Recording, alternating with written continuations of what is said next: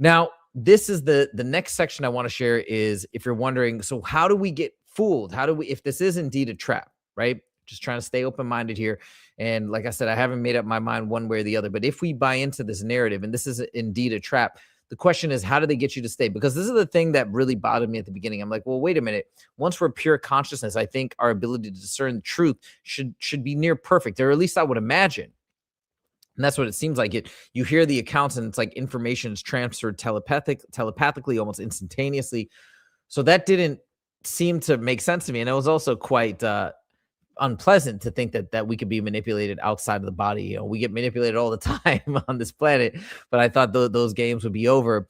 But apparently, according to her account, they are not over. And so this is what she says. She said, beautiful visitations with loved ones who are passed on are possible in this layer of the astral plane. This is probably what a lot of folks in NDEs recount when they talk about seeing their loved ones and so on. It is not uncommon for this realm spirits and in the environment to have transparency and glow in beautiful colors, as is discussed in Journey of Souls.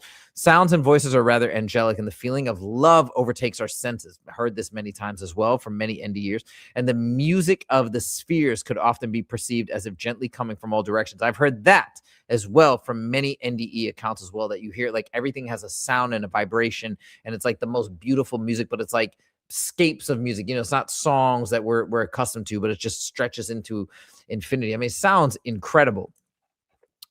And then she says, as enticing and beautiful as this layer appears, it has relatively a solid border, a ceiling that holds one's astral body within that realm, not allowing that body to get out. So we're kind of, I guess, contained or trapped within this layer. Although visuals for each individual might vary depending on what they expect to see in heaven or in the afterlife, my theory is that this is where most souls land after going through the proverbial tunnel of white light. By the way, she's talking about the visuals. I think what she means is who you're greeted with.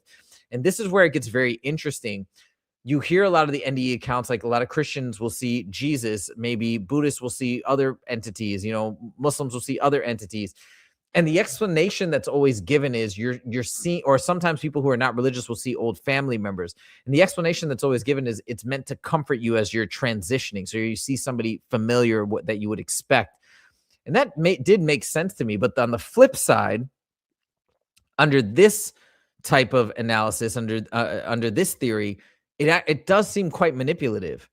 You know, you're kind of feeding into what people had thought, or whatever the misconceptions may be while on Earth, and then you're feeding into that to kind of lull them into a sense of security. So that kind of makes sense to me.